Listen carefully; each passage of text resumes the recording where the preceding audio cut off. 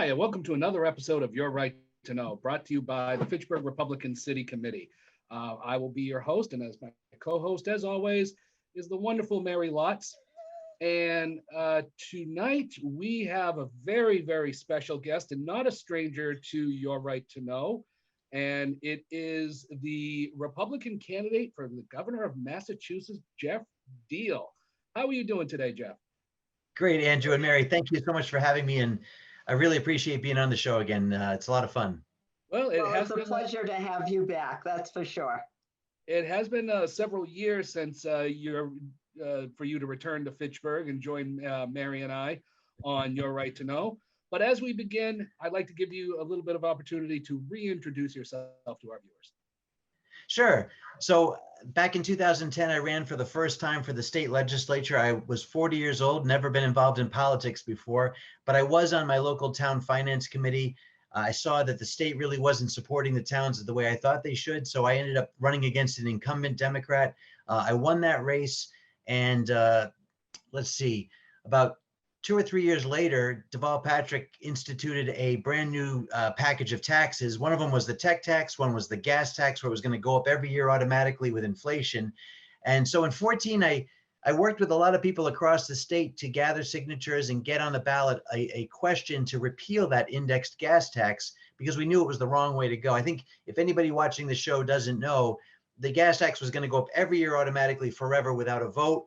And they really couldn't explain why they needed the money, because there was so much waste and fraud and abuse going on with the current spending in transportation to begin with. So we fought against $3 million that the special interest groups that wanted to keep the taxes high put against us. But we won that issue, and we did it with grassroots teams collecting, I think it was over 150,000 signatures by the time it was all said and done. And nobody thought we were going to win it, but we did win it. And we actually outperformed Governor Baker at the time, who was running for governor and who supported our gas tax ballot question. We outperformed him by about 50,000 votes. So we like to think that we helped carry him into office because he supported the issue as well. But then after 2014, I got involved in the presidential campaign. I hadn't been really involved in them before, but Donald Trump really spoke to me with the policies that he was talking about, putting American industry first, taking our soldiers out of useless Middle Eastern foreign wars, talking about energy independence, and also about immigration reform, making sure we have a secure border. And so I thought he was saying all the things that most politicians know about, but never really actually talk about and actually try to enact. Yeah. So in 2016, I was the only elected Republican in the legislature who supported and endorsed Donald Trump. And I was so excited to work with, again, the grassroots people across the state. There was a lot of people working for Ted Cruz and a lot of people working for other candidates. There was like still 13 or 14 candidates in the field by the time the primary hit Massachusetts. And Donald Trump got about 50% of the vote, which was an overwhelming majority up until he hit his home state in New York. That was the largest margin of victory he had. So Massachusetts really came out strong for President Trump as far as the Republican primary. So that was exciting. Obviously, he won the election and went on to have the 4 years. Now, I'd love to have seen 4 more years, but you know what? We'll see what the future holds for him. The rumor is he may be running again, which would be exciting. But for now, I think what I'm going to do is try to continue on with what I was doing. In 2018, I ran for U.S. Senate against Elizabeth Warren. Even though I didn't win that race, we actually, again, had a great team that really worked incredibly hard. We won the convention over 2 other primary opponents, somebody who'd been in the Republican, sort of establishment ranks for years, somebody who's had $6 million in the race and felt like every penny of it in ads against me. But we ended up winning that primary solidly with over 50% of the vote with 3 candidates in the race. So that was fantastic. And we ended up taking on Elizabeth Warren. I had 3 debates with her. By all accounts, people said we won the debates, but the problem in Massachusetts is it's a tough state. And she was talking all about Trump and how she wanted to block his agenda. And unfortunately, sometimes that gets people a little bit too excited when they're not focused on Massachusetts. And that's what I was talking about then, was how important things were in Massachusetts, from Western Massachusetts, Central Massachusetts, the coastal areas with fishing. There's a lot of things that supporting the police, which Elizabeth Warren certainly did not do when she said they were racist from front to back. But I'll tell you, I'm glad we brought up those issues because I was the third highest vote getter in that race. It was Charlie Baker, Elizabeth Warren, and then myself, even more than Maura Healey got as when she was running for re-election for Attorney General. So the fact of the matter is, we really hit about 1 million voters supported us. I think that we have a really good chance to win this election in 2022 because the typical voter turnout is about a 1.8 million to 2 million voters. If we get everybody that supported us in 18 and can tack on a few more for safety, I think we can definitely win not only the primary, but also I can win the general election as well. So, I mean, I definitely watched you during the 2018 U.S. Senate election. And in fact, I remember specifically one of the debates, because I was at home yelling at the television, where the question of firearms comes up. And oh yeah. Of course, I don't know if you realize, Geoff, but I'm a big supporter of the Second Amendment. That's what I do in my law career, as well as many other things. But one of the questions was about concealed carry and licensing in Massachusetts. Oh, no, actually, it was reciprocity, now that I think back. And Elizabeth Warren said something to the effect, can you believe, how could you even think about having somebody from Texas coming up here and concealed carrying in Massachusetts? And I'm screaming at the television, and you look over at her and say, what the heck are you even talking about? We have concealed carry in Massachusetts. But the moderators, like, they ignored you. And I'm yelling at the moderators going, he is exactly right. She is a moron. Would you please call her out? But they just discarded it. Well, the funny thing is, you know, Massachusetts is one of these states where I think they go a little overboard with, first of all, the First Amendment, you know, obviously should stay in place, and yet you've got Facebook and Twitter. I'm going somewhere with this. The right to vote obviously is a constitutional right, but we have to carry an ID. We don't have to show an ID. I think we should show an ID to vote, quite honestly. So if we have to have an ID for our guns, we should have an ID to vote to make sure it's a safe and secure constitutional right. So if we do have the IDs for our guns, I'm okay with that, just to make sure that the bad actors don't have them. But let's get a uniform national reciprocity bill in place. And what's going to happen is, what Elizabeth Warren won't admit is the states like Indiana, where they are really extremely loose with their who gets to buy these guns. That's where a lot of guns are being trafficked out of certain states like that. And what we do is, if we create that uniformity for licensing, then there is no problem. So a national license actually makes a lot of sense, and yet she's not for that reciprocity, which, by the way, would also save Massachusetts a ton of money as far as having to go and get those Utah licenses so you can take your permit, your LTC, and go to another state. You know, just have that uniform so that we can carry. Look, other states have open carry, right? I mean, so, you know, like Texas. So, you know, that's what she probably would be horrified with that, but she doesn't realize that concealed carry is a lot of people are doing it in Massachusetts, but she has very little understanding, because most of these things that she talks about, she's more focused on national politics. When she said that I was at a white supremacist rally in Bern, which was actually the town of Bourne, it was actually a pro-police rally, but her people kind of told her the wrong thing, and she didn't even know what town. She barely knows any of the towns in Massachusetts. So again, that race against Elizabeth, well, yeah, she called Bourne Bern, much to the people of the Cape's you know, consternation. They know she doesn't care. And you know, again, one more thing about her too is, I was down on the piers of New Bedford talking to some of the folks who run the fishing sectors, and she had promised a long time ago that she would have a staffer that would work directly with the fishing industry. They never met that staffer. She never dedicated somebody from Massachusetts, her Massachusetts office, to work with them. That was all just, you know, talk. And now she says she wants to run for senator again, by the way, recently. And yet the rumor is that she wants to run again in 2024 for president. So we'll see if she ever really wants to serve Massachusetts. I know she came in third for the presidential race, and then she wanted the VP slot, and then she wanted a cabinet post. Couldn't get any of that. You know, Massachusetts missed on that one. But look, let's win on this one with the governor's race. I think if I get in, I've got a lot of great people I met across the state who have a lot of great ideas. And I think that, you know, for example, supporting the Second Amendment, it's about time to have a champion in the corner office for that. You know, no offense to the governor, but there are some policies that I think he's been weak on, and truthfully, that's one of them. Yeah. So when you, why did you decide to run for a statewide office again? Yeah, so that's the thing. It's when you run statewide to do the ballot question, then you run statewide for the U.S. Senate campaign, you really do learn the issues that face each region.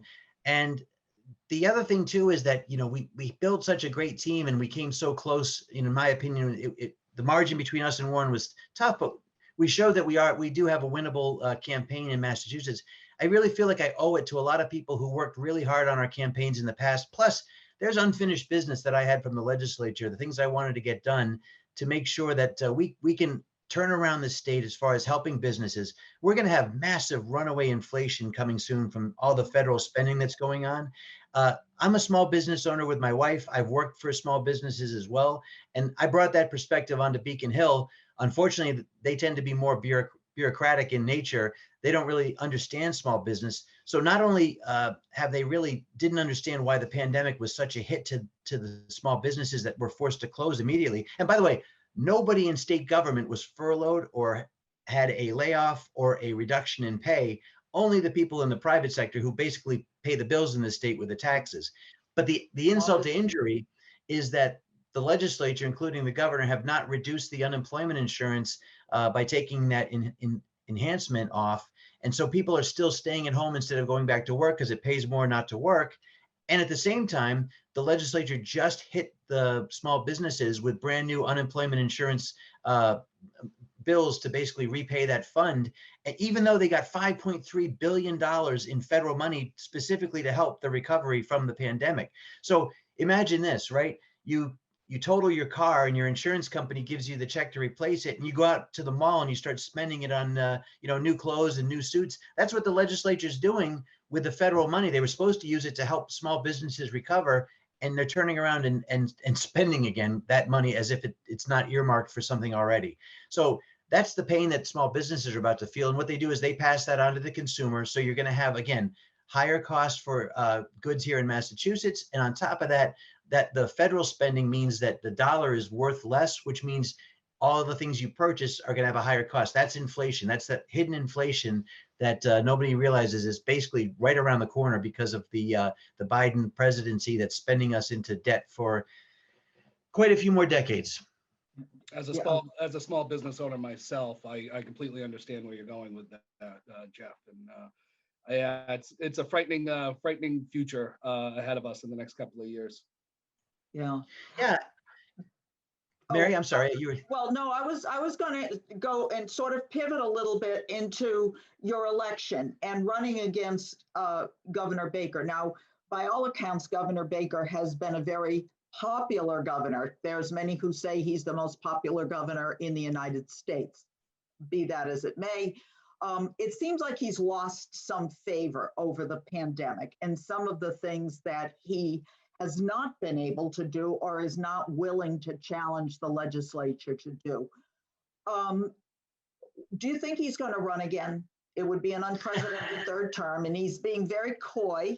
He and Karen Polito are being very coy about their future, their plans. What do you think? Will he run, and will you have to challenge him? Well, I said when I first decided to run a few weeks ago on Independence Day that it didn't matter whether he was running or not. I felt that, we've got the right ideas, the right values, and really good policy. If you look at my website, geoffdiehl.com, you can see the policy initiatives that we have that we think will turn this state around. But look, Charlie certainly seems to be indecisive on this. And I think people in the Republican Party who have to choose would like to have somebody who's a little bit more committed to the situation. So I'm hoping that he'll make that decision fairly soon. On top of which, if he doesn't run, who knows if Karen wants to run for this or not, but if she does run, that's fine. I think it's good for our party to have that marketplace of ideas, which is a primary election, a chance to debate these things. I certainly wish that we would have a strong debate about TCI. Now, for those folks who don't know, TCI is called the Transportation Climate Initiative. This is coming directly from Governor Baker's office. Now, as I mentioned before, in 2014, with the ballot question to repeal the index gas tax, Charlie Baker was with the people because we knew it was a regressive tax. The gas tax hits middle to low income people the most. And now he's proposed this TCI, which would basically put us in a regional compact with other states. And what would happen is an unelected bureaucratic body would decide how much of a certain type of fuel would be allowed to be sold in Massachusetts. And what they could do is, and what they plan to do is basically reduce the availability of gasoline over time. They're calling it, they're saying that they're going to reduce emissions, but what they're really saying is we want to decide what fuels we will allow to be sold in Massachusetts and how much of those fuels. And their goal is to phase out gasoline use at 3% a year over a few decades, to the point where they'll have zero gas being sold. So basically, all cars would have to be electric. This is a debate we definitely have to have, because first of all, there's no industry that's ready right now to go immediately into that 3% reduction. The other thing too is, even if you put a solar array on every household roof in Massachusetts, you could not produce the amount of electricity you need to run our cities, our towns, and then fuel the cars with all that electricity. So we need all sorts of energy sources right now. And what this body could do is cut off any energy source they don't consider to be green enough for them. That could put us into an energy crisis within just a few years, because you can't produce enough energy if you keep reducing at the scale they want to reduce at. But on top of that, it's also going to create an additional cost. And the end result for TCI is supposed to be this carbon reduction. Well, the fact of the matter is, the pandemic changed the way that people were doing work. So there's a lot of people now working from home, and that's already created a significant reduction in greenhouse gas emissions. So the Sierra Club, of all people, an environmental group, came out and said they really feel that TCI has a negligible effect on what the overall reduction should be anyway. And so they're saying that we shouldn't go forward with it. You could have knocked me over with a feather when I heard the Sierra Club against TCI, but they're against it, and thankfully for the right reasons. Well, and so again, you've got Governor Baker that seems to be unwilling to admit that it's a failed policy, and virtually every other state that was supposed to be in it has said that they're not going to join it now. Connecticut and Rhode Island just recently, the legislatures chose not to adopt it. Now they have another year or two to get themselves involved, but if they don't choose to adopt it next year, an election year, then it's dead in the water, which means it's very unlikely to pass. And yet Governor Baker still thinks that it's something we should be doing. So look, that's just one policy with the current sitting governor. I think there's some other things that we need to talk about as far as management of state agencies. Transportation, which, when he came in, there was the blizzard, it was tough, but we really haven't seen a lot of improvement. I mean, even right before the pandemic, we had MBTA rail that was literally coming off the tracks. We have a Chinese company that's building our red line cars, and the wheels don't even fit the tracks. I mean, there's problems with the way we're spending the money to begin with, okay? And then the RMV, all those out-of-state violations that should have caused people to have their licenses suspended, they weren't processed, and we ended up losing 7 Marines. The Jarhead Club was riding up in New Hampshire, and a Massachusetts driver who should have had his license pulled ended up killing them by sideswiping them with his truck. And that really was a management issue of our RMV. So I think for a governor who said that he's in the weeds on management of the state, there's been some lapses. And again, of course, the Holyoke Soldiers Home, and the fact that even other nursing homes around the state got a directive by Massachusetts, the government, to recommingle people into the population who had COVID, and was a deadly decision, and it cost many, many lives. So look, there's going to be a chance if he reruns to have these discussions, we'll have it. But hopefully when this is all said and done, you'll have a Republican candidate that is focused on Massachusetts. And I think hopefully a candidate that's focused on conservative values, like stopping CRT in schools, this critical race theory that makes us feel, supposed to make our children feel guilty about their heritage. This is a mistake to me, and yet I haven't seen the governor weigh in this at all. So let's get back to Massachusetts being focused on putting American and Massachusetts jobs first. Let's get our kids educated, and let's make sure we're taking care of our seniors, our veterans, everybody, making sure that they've got the best opportunities for retirement in a healthy and happy way. I think that's where we can go with Massachusetts. We're a great state. We just, we're coming out of a pandemic. We've got challenges, but I'm ready to tackle it. Geoff, I'm so happy you mentioned about CRT and some of these other things. So you mentioned too, TCI and education CRT. as a couple of the issues. Are there any other issues? I know I think of TCI, it's unlike the gas tax back in 2014 that you fought so hard to repeal that.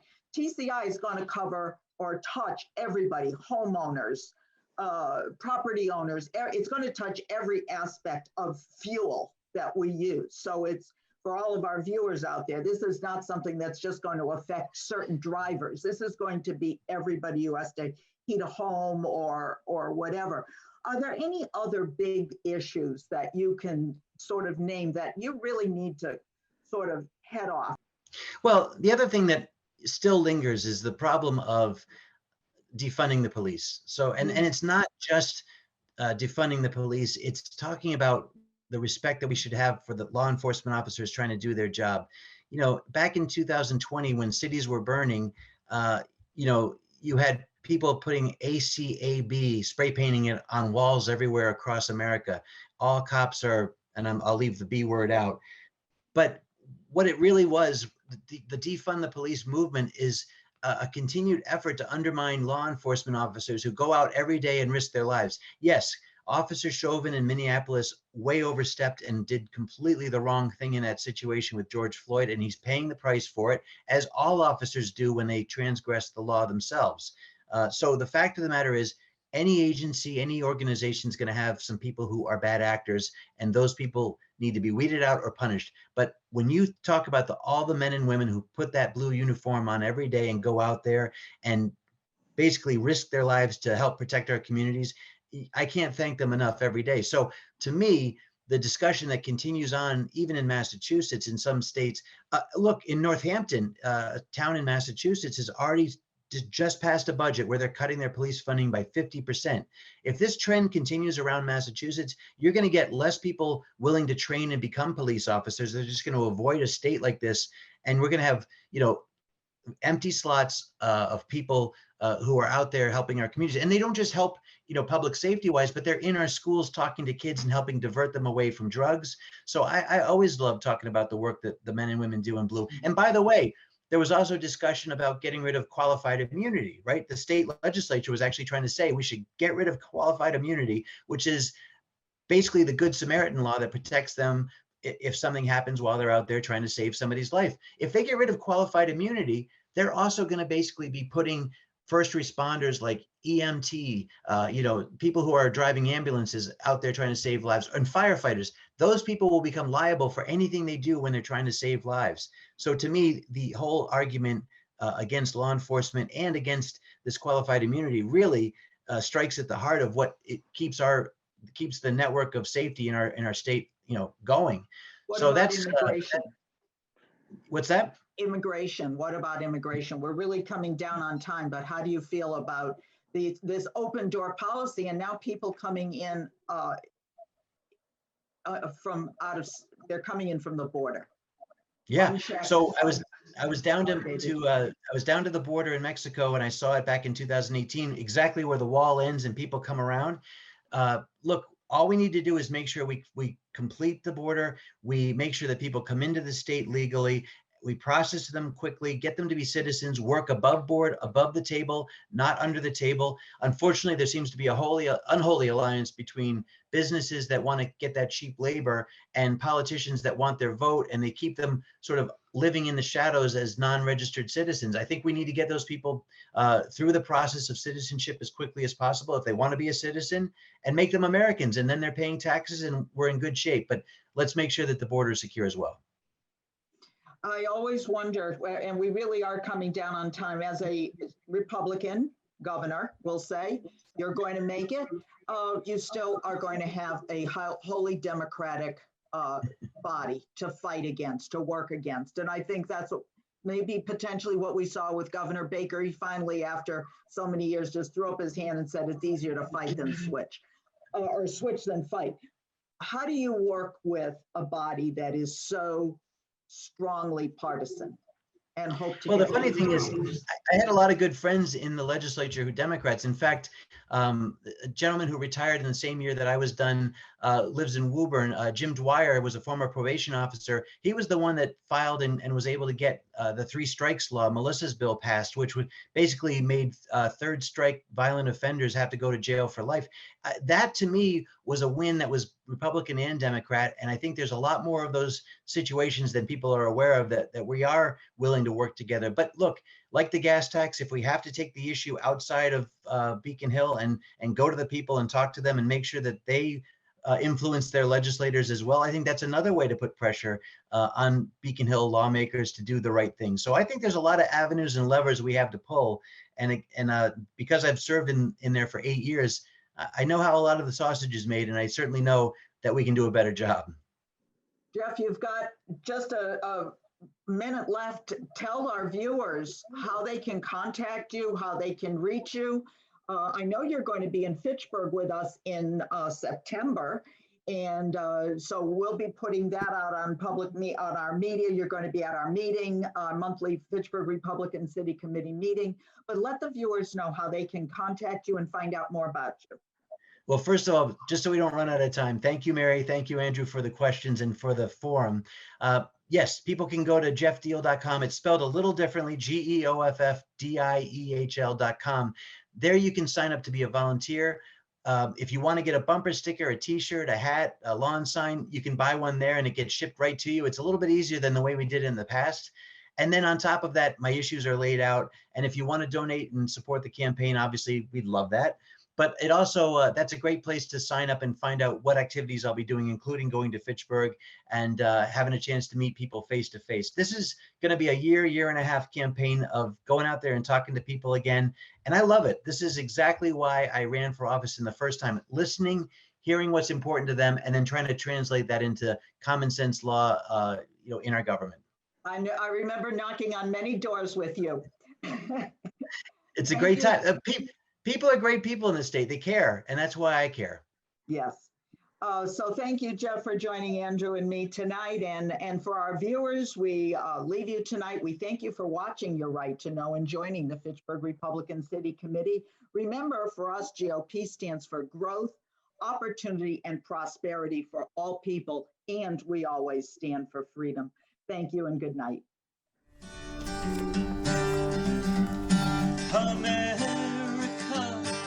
Stand for freedom, so let us all unite to yearn and strive for our republic that reflects our values, that preserves our rights, and goes forth in power and might, that reflects our values and preserves our rights, and goes forth